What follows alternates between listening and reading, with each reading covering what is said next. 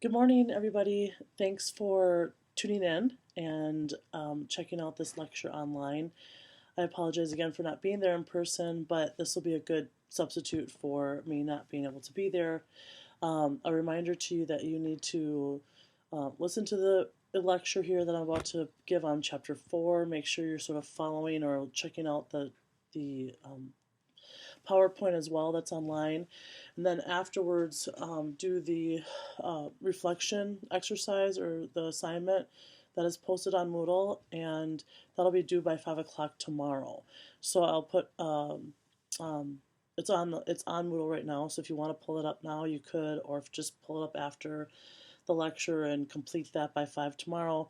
Um, Lots of stuff you will be able to answer from the lecture and from the PowerPoint. Some of it you're going to make sure that you have the context from the reading available to you. So if you haven't read the chapter yet, you're going to have to read that as well to help you complete the assignment. So the next couple chapters here that we're going to be talking about, 4 and 5, really focus on leadership style, management style, and um, organizational structure. So the topics that we cover specifically in chapter 4, management concepts, organizational design, environment, effectiveness, structure, strategy, culture, all of this are important to consider and monitor, because if you don't keep those things in check when you are a sport manager of an organization, problems can arise, and you may not have a very effective organization, and you may not find that what you're doing or producing is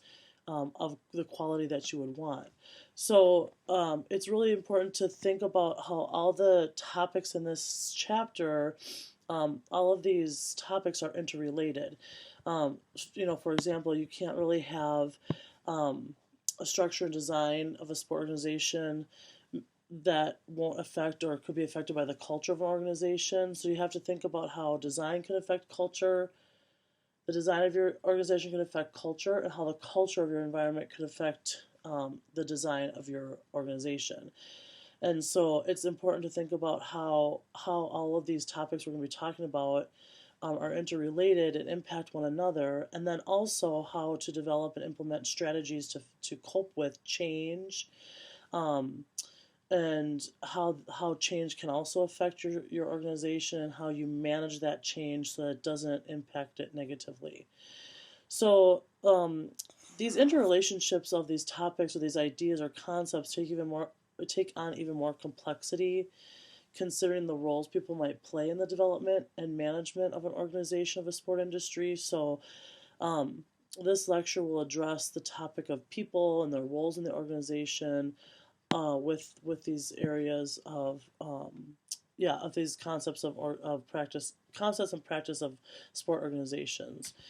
So the first thing I want to think about is how we're going to identify concepts of management theory, how we understand how these concepts can help leaders better manage their organizations. We want to be able to describe the influence of an environment on a sport organization, and also be able to demonstrate an understanding of organizational effectiveness and how it can be measured. So how do we measure effectiveness? How do we measure efficiency? I want you to be able to demonstrate knowledge of the relationship between structure and design of sport organizations, be able to describe the importance of strategic planning, organizational culture, organizational change, and managing organizations. You should be able to do all of that after reading this chapter, listening to this lecture, and so forth. And then also you should be able to identify like key challenges and opportunities of innovation of sport. It's true that because sport activity over the last 100 years has really blossomed into a large and complex enterprise, it means that we need more, we need better, and we need good and more managers of sport, right? We need to be able to develop folks that can manage and lead effectively all different types of organizations, and have the ability to manage a wide variety of people, right? Because we always are talking about how diverse sport is, the experience of sport, and so managers need to be good, solid leaders that can help manage an organization of diverse people, and understand how to create an effective organization that creates effective and efficient outcomes. So, the reason the growth of the sport industry has been realized is because, people more discretionary income, so they're spending it on things they enjoy, like sports. People have a heightened awareness of the relationship between an active lifestyle and good health. So more people are, people more and more are understanding like to be healthy and active is very important, and so they spend more money on opportunities like that. Um, and just the greater number of opportunities to participate in sport, whether that's through sport tourism opportunities, whether that's through the expanded youth sport programming that's happened, all the different ways that the opportunity to participate in sport has expanded has also led to the rise in this industry and more organizations being developed and the need for better and better managers over sport organizations. So, so when we talk about organizations in general, right, we want to think about inputs, like what we put into something or what we pull together, how we transform those things and create a product, create an output, right? So it's inputs plus transformation equals an output. We think about our inputs like financial resources, human resources, raw materials, expertise, and knowledge. So it just depends on what your actual end goal is or your product is. That will determine what your inputs need to be, right? And then your transformation is like your technology and your workers' skill. And when the technology and the skill component comes in to take all of these inputs, then you're going to create your goods and services. Um, so an organization thinks about what their inputs are, the transformation of those things that they have been inputted, and what the output is. And an organization, just loosely defined, is a social entity created to coordinate the efforts of individuals with the intent to achieve goals. And I think it's really important to point out that um, I think it's really important to point out the fact that when working with an organization, it's often easier, or when thinking about creating a product in general, it's often easier to work with people rather than as an individual. I know a lot of you, a lot of times I run into the issue with students in class, like not wanting to work in small groups or not wanting to work with partners or not wanting to work in, kind of a group dynamic of any kind. But the fact of the matter is that the work world encourages collaboration all the time. And that's where the best production comes from because more minds thinking together can create more creative and effective outcomes, right? So it's important to understand the ability to work with people is critical because you can achieve your goals oftentimes, most often, much easier, more effectively when you're working together versus working independently. So while there is a time and place for that, and it is important that you're able to have the inner drive to do things on your own and work independently and have successful outcomes, in this industry, it is critical that you can collaborate, you can work well with people, work well with a diverse group of people, and understand that this is how you can help create an effective work environment or organization. Excuse me. Um, Hold on just a minute. So there are three types of organizations, right? We've kind of already talked about this when we talked about just kind of the general um, overview of sport management and organizations or entities that can exist. And of course, those are the public, the nonprofit, and the commercial. So I want you to think just for a moment, like, think about your hometown where you came from. What are all the different sport organizations that exist? From sporting goods stores to sport organization or sports teams that exist from youth all the way up to high school, maybe even college, depending on what town you come from, professional sport organizations, right? Any kind of sport enhancement or sport performance. Think about all of those types of organizations. In your reflection assignment, you're going to have to write down all of the ones that you can think of from your hometown. Like in Springfield alone, I can think of Dunham Sporting Goods Store. I can think of CYO, National Trails and Park, Upward. I can think of Champion City Kings, Wittenberg University, all the high schools, right? So just that alone, I can think of Excel, Sport Medicine, like training to get athletes back in shape. I mean, I can think of all of these just off the top of my head. I can think of 8 to 10 just in Springfield, and that's just literally spouting them off right off the top of my head. You probably can think of similar types of organizations in your hometown community. And so I want you to be thinking about those, because as we're going through talking about organizational structure, design, environment, all of those things, I want you thinking about how does that apply to these to these organizations you recognize from your own hometown. Um, so we know the public, and we know the difference between public, nonprofit, and commercial. We've talked about them before, but also they're really clearly defined in your book, and they're really clearly defined on the PowerPoint. So those should be pretty clear for you. The first kind of aspect of an organization I want to talk about is environment. And the environment are all the elements in and outside the boundaries of an organization that help, not help, but that could potentially affect some aspect or an entire organization. And there's kind of two um, components of organizational environment we talk about. One is general and one is specific.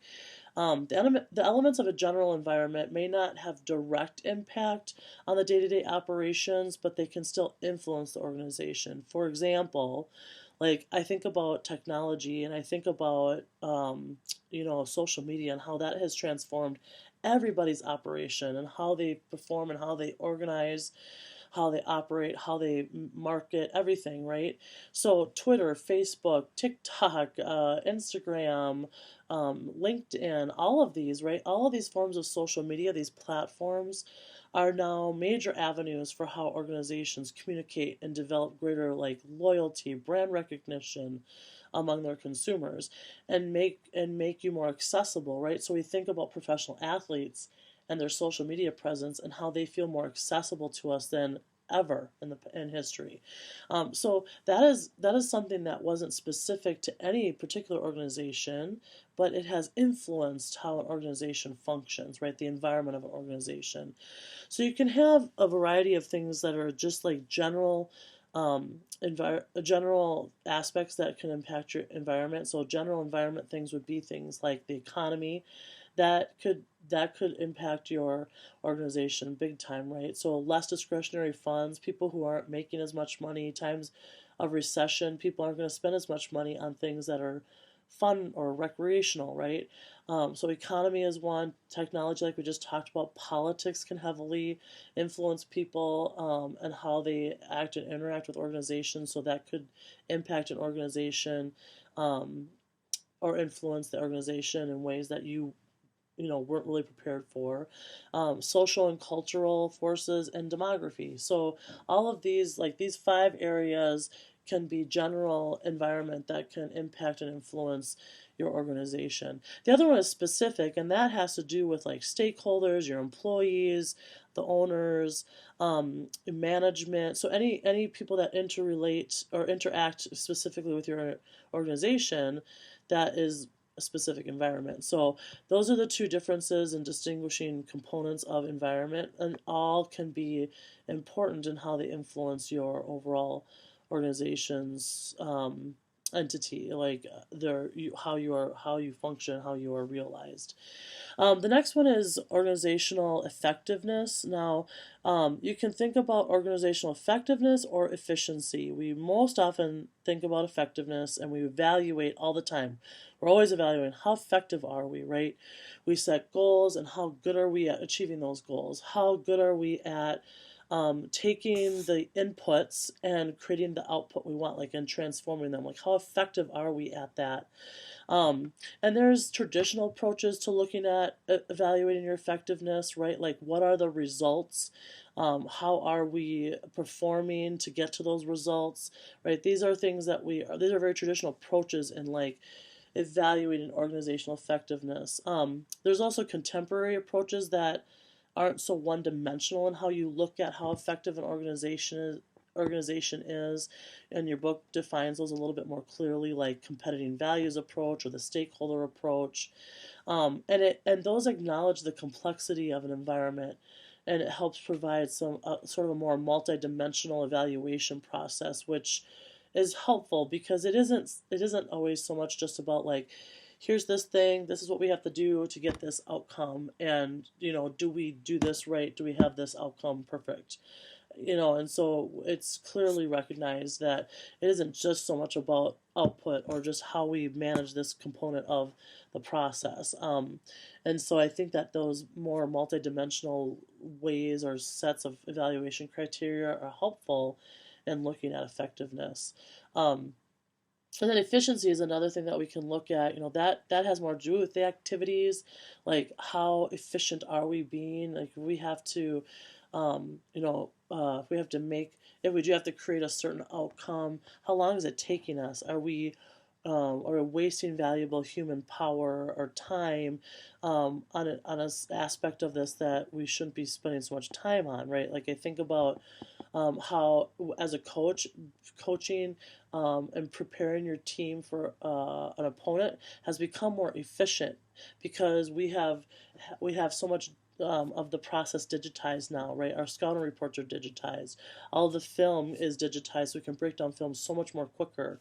These things have made us more efficient, and those are important things to be able to recognize and identify and see and look at your organization, like how effective and efficient are you being. So with talking about organizational effectiveness and efficiency, that helps us look at, like, when we're not very effective or we're not very efficient, we may have to think strategically about how we have to manage aspects of our organizational environment, right? So if we have to do that, if we have to look at like how to make our organization more effective or more efficient, or just look at the overall environment of our organization, you typically follow a 4-step process. So we want to be thinking about how do we strategize, right? Strategies are thinking about how you cope with your environment, the changes that need to be happening in your environment. And typically when we're talking about implementing strategies, we have sort of a 4-step process that we follow. The first is to identify the goals and the objectives of your mission, right? So like what do we want? This is what we're dealing with right now. What do we want it to actually look like? What are the goals that we have? What's the objective that we're working with, or the mission we're trying to accomplish? And then you have to develop your strategic objectives. And oftentimes, and what the big common practices these days in organizations when you're setting goals is to, again, think about sort of multidimensional approach and looking at it in from a lot of different angles. And so this SWOT analysis is a very common practice in this day and age, as opposed to just like having, I want this goal outcome or I want this to happen. You do a SWOT analysis that helps you analyze, like, what are your strategic objectives based on your strengths, your weaknesses, your opportunities, and your threats. That's what SWOT stands for: strengths, weaknesses, opportunities, threats. And you sort of chart these things out, and it helps you look at things that are in your control and not in your control. When you talk about strengths and weaknesses, those are more internal things. Those are things you can control. Those are things that or you have a pretty good grasp or concept of, that you're really good at and that you're not very good at, and how could you continue to build on your strengths, and how can you help relinquish those weaknesses or fix those weaknesses. And opportunities and threats are more external, like what are the opportunities out there that we're maybe not capitalizing on yet, or that may be coming down the pipeline that we need to take advantage of, and what are those threats that we can't control. So a lot of those things could be like general environment, like the economy is really bad, or the socio-political environment is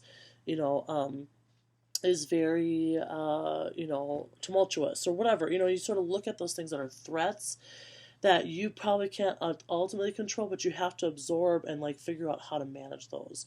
So when you're thinking about your strategic objectives, you want to do a SWOT analysis and look at things from these kind of 4 angles: strengths, weaknesses, opportunities, and threats. And then you need to determine, like, identify the resources that are required to implement your strategy, right? Like, so what do we need? Do we need people power? Do we need more raw material? Do we need more diversification? Do we need more vertical integration, right? Do we need to expand our company? Do we need to right size and shrink down our company, right? Like, these are the things you're thinking about in terms of resources that are going to help implement your strategy. And then you have to establish a timeline, right? So are we going to do this within 6 months, a year? Do we need to get this done in 30 days? Think about Wittenberg right now. This is a perfect example of an organization going through changes and having to think strategically about what they need to do to be more financially stable, right? So I know we've talked a lot about this, what Wittenberg is going through. I've talked about more in some of my other classes, but you sort of understand, like, they're making decisions. Do we need to keep all the majors we have, or should we shrink the amount of majors and be really good at fewer things, right? Should we be better at fewer things, or should we have all kinds of things that we offer, and maybe not be awesome at all of them, but we at least offer more variety, right? So, like, what is more strategically smart to do right now? How are we recognizing that there are less high school graduates today than ever before, so there's less people to recruit to our institution? That How are we managing that threat, right? To, like, obviously our population is high school graduates that want to go on to higher ed, and if that number is shrinking, that's a threat. How do we manage that, right? So how do we continue to be attractive and attract students to our institution, right? So these are strategies right now that we have to think about, and then how do we, like, make a timeline for when we have to make some of the changes in how we operate. So that's not sports specific, but that's a very real application right now we're seeing happen in like a real moment, in a real time right now. So sometimes what happens is that when you're thinking about strategies, you might have to collaborate or build alliances with other organizations to execute a strategic move. So think of this with company mergers, right? Company mergers, or like when a GM buys multiple franchises, there's this partnerships that are developed in these instances, and it's important to know, though, that when, like, interorganizational relationships or like strategic alliances develop, in order for those partnerships or alliances to survive and thrive, they have to be mutually beneficial for both parties. And so typically when we see collaborations, we will see one of sort of 6 reasons why, right? Those motives are listed on your PowerPoint. They're detailed in your book, but those 6 different things are asymmetry, reciprocity, necessity, legitimacy, efficiency, and stability, right? So it's usually one of those 6 reasons why you will see collaboration or an interorganizational alliance happen, right? Um, so, so, so a lot of times, like, okay, so Nike, right? They acquire some of these smaller companies. That's asymmetry. It's a smaller company thinking, okay, we probably should enter into this partnership, but it's really like the bigger organization showing power over another organization, its resources, right? So Nike taking over Puma, or like some of those smaller, less successful shoe companies, and sort of having like ownership over those smaller companies. That's asymmetry, when you have a bigger company overtaking a smaller company. Um, and then reciprocity is this partnership to achieve common or mutual goals and activities. Necessities, because, like, you have a legal obligation or regulations that are set by another organization, like the government, right? This is something you actually need to do. Like, this has to happen, this partnership. Legitimacy is where you have a partnership that has um, credibility or like enhances a reputation, image, or authority. So again, if you're sort of floundering as a organization, and you provide a service that another organization might say, like, we don't do that well, or we need that, you both could sort of gain some legitimacy, right? Like, our service is so good that this corporation wants to, or this organization wants to partner with us, and that partnership or that organization might be saying, we don't do that well, so see, we're bringing in this organization to help us do this better, and provide some more stability and legitimacy not stability, legitimacy there.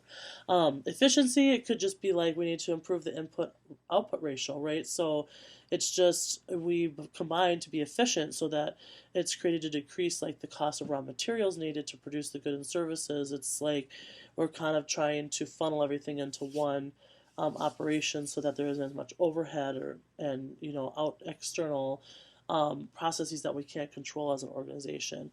And then stability is to create a partnership that reduces the uncertainty or like increases the predictability of an organization. So there's like 6 motives behind why you would collaborate. It's good to understand what those 6 different motives might be. And again, thinking about how the collaborations have to benefit both partners for it to be a really valuable partnership. Okay, so let's move on to talking about organizational culture. Culture manifests in lots of different ways. I think about every single like organization I'm a part of and what that culture looks like. And if you could too, you can think about like any sports team you've been a part of. There's probably always been a talk of culture, like, oh, the culture was so good or it was so bad, or we were an average team talent wise, but our culture was so good it carried us and made us better, or we were really talented, but our culture was crappy, and so we didn't do as well as we totally underachieved, right? I think about Wittenberg's culture. I think about the culture of the school my girls go to, right? Like these are all important factors on how people function and interact with their organization. And so, organizational culture is shared values. They're typically norms that you realize about a place or about an entity, an organization. And it does control the organizational members' interactions with each other, right? And people outside the organization. So again, if you're a part of a sports team, you kind of know like what is the right way to act, what are the right things to do, and then how do we interact with people outside our organization. And culture manifests itself in various ways. It could be through like stories and myths. It could be through ceremonies and rituals, the language, symbols that you use, artifacts, the physical setting. Right, the physical setting could impact your culture as just as much as any other thing you externally bring to it. So I think culture is important, and it really does impact how we experience our organizations. And it can also impact how structure overall is either successful or not successful with an organization. So let's move on to organizational structure because this is a big component of understanding organizations. Take a break.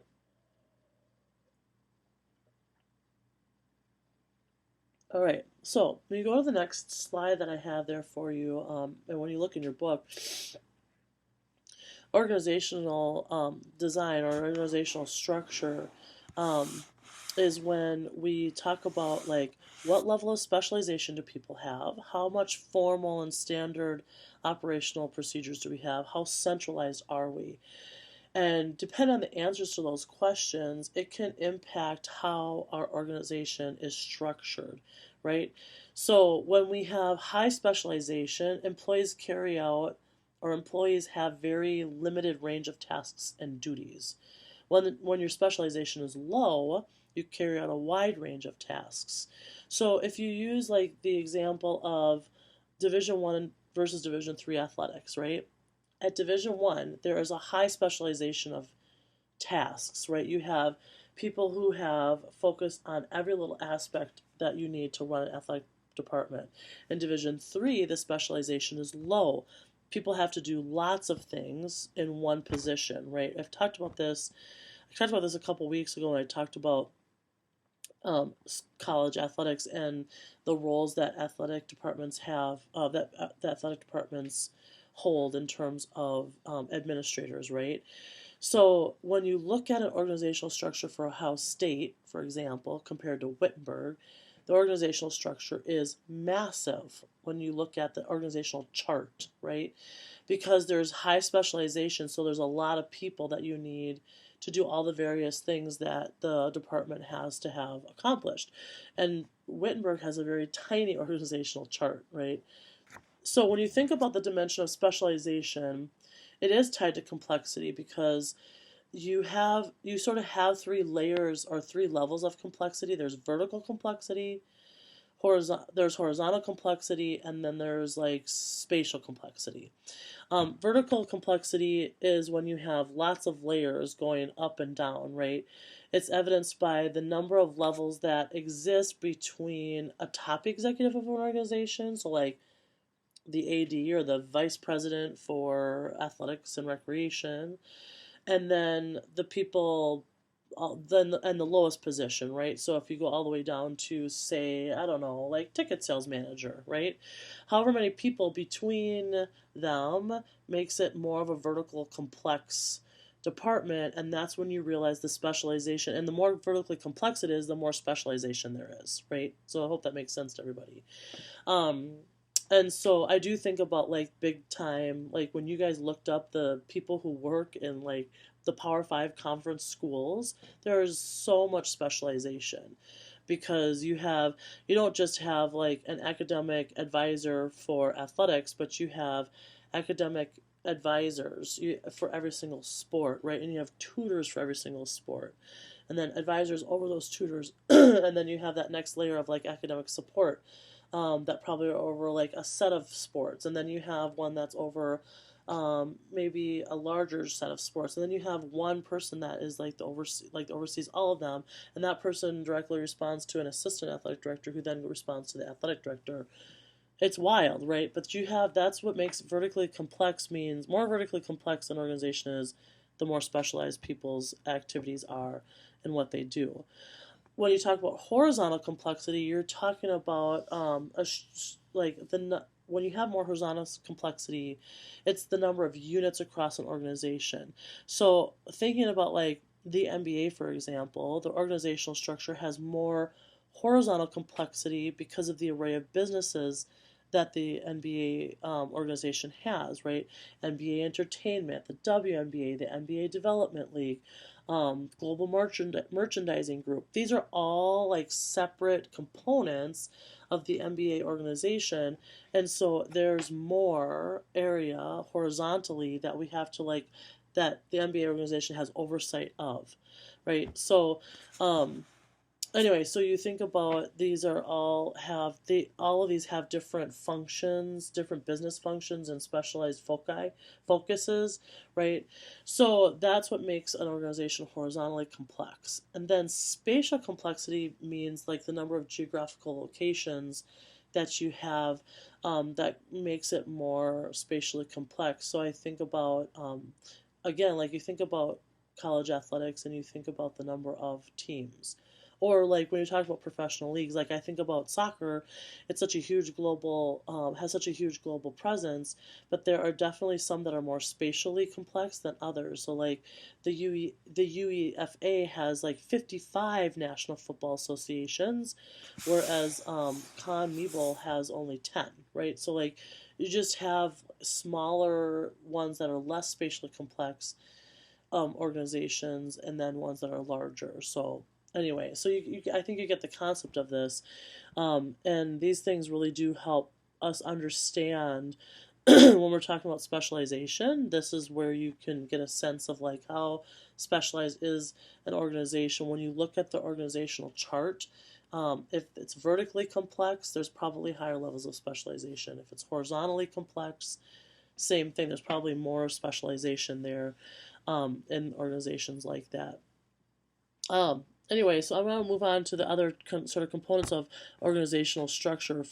If there's more formalization and standardization, there's typically a more complex structure as well, typically, right? And again, if you have, oftentimes if you have higher specialization, you're going to have more formalization and standardization. Your policies are going to be pretty standard and very specific.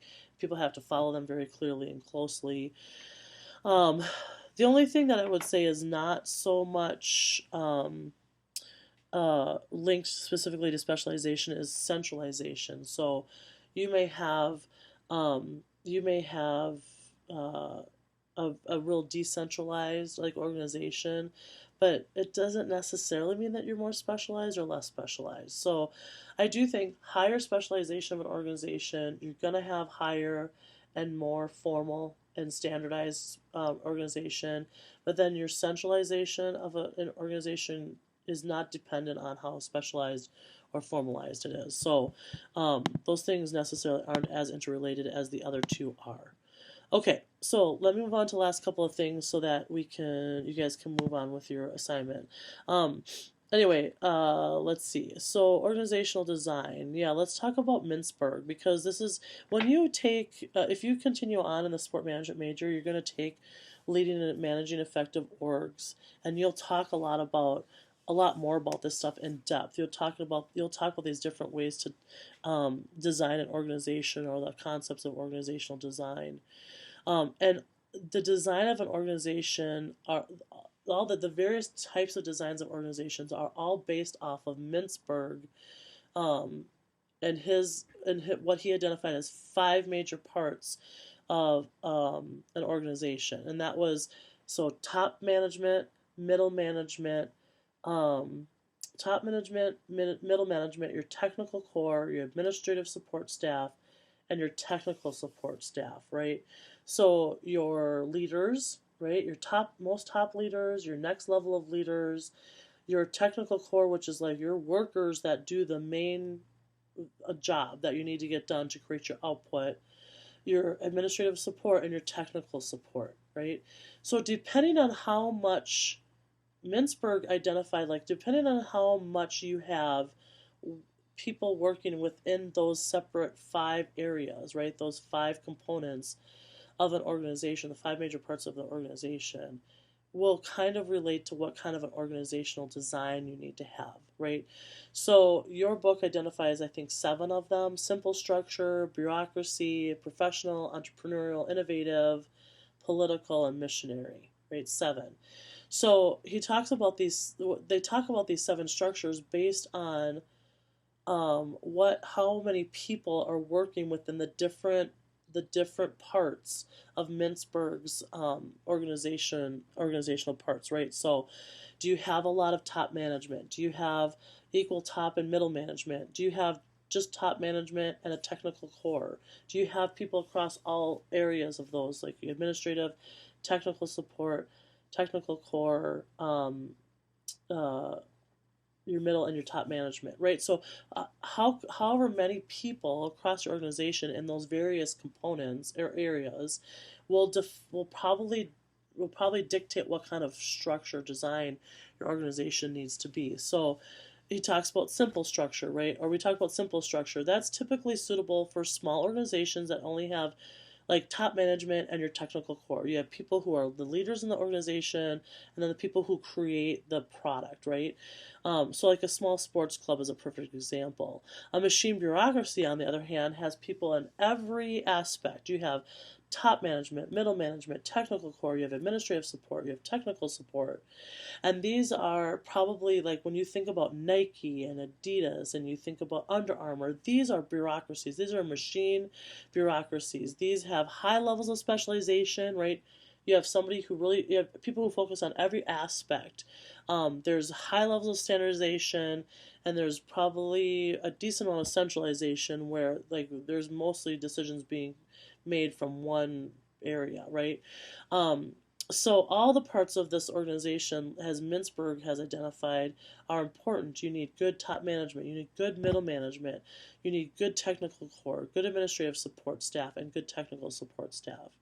And so all of these, you can look at them and how Mintzberg's five major parts of an organization fit into them. So um, professional bureaucracy is probably more of a technical core and administrative support staff, probably limited technical support staff, and maybe not as much middle management, maybe not even as much top management. You're really talking about sort of national sport organizations where you have professionals that are responsible for the products and the services, so you don't have as much management aspect, and on and so forth. So you can read about these other few, like the entrepreneurial, the innovative, the missionary, the political, and you can see how they are different. And there's a table, a chart in your text that shows you like if there's high specialization but low um, centralization, then it's probably something that fits in this category, right? In terms of organizational design or whatnot. So you can kind of see how the different organizations reflect how many people are working in those different aspects of that Mintzberg identifies as the top and middle management, technical core, administrative support, and technical support. And then also in terms of organizational structure, how complex it is in terms of specialization, formalization, and centralization. Okay. Okay, so then the last part is organizational change. So, you may go into a sport organization at some point as a manager or leader and realize like we need change. We need organizational change, whatever component that is. Organizational crises can be handled, are handled, and how they're handled can greatly affect the success of an organization. So if you go in and you're like, we need change, if you don't handle it very well, it could destroy an organization. If you handle it beautifully, then it could, make an organization just soar. Think about that Stanford film that we watched, that 25-minute documentary on those 4 different business leaders in sport and how they talked about organizations and what they did to change the organization, right? The Golden State Warriors, how much different of an organization that is today than it was before he came in and took over. So organizational change is hard, but it's important when you recognize that it needs to be done. So there's these 4 parts of organizational change, right? There's the entrepreneurial stage, there is the collectivity stage, the formalization stage, and the elaboration stage, right? So entrepreneurial stage is like, okay, what strategies are we going to what are we going to do? Like, what's our vision? What are we going to see happen and change? Collectivity stage is where you're sort of like looking at all of the all of the areas that need to be addressed. You're taking in information from people. You are, kind of establishing what are the goals, what are the what's the direction we want to take. The formalization stage is when you're really putting the rules and procedures in place to execute the plan, and then the elaboration stage is when you address stuff, like the organizational leaders, and undertake collaborations if necessary. And then formal systems may be put into place. Maybe they may be simplified, or they may be maybe thinking about more collaboration, whatever. But there's those sort of 4 steps. You want to think about what you need to do, gather the information, you want to formalize it, and then you want to execute the plan and elaborate on what you want to see happen overall. Anyway, so I think that's kind of the last part I wanted to address and talk about, so that you think about how organization can be structured overall, what can influence an organization internally, externally, how do we realize and experience an organization, and then what do you have to do if you have to manage a change or a shift in organization. I think these are all really important for you to know as a potential future leader in sport management in the industry.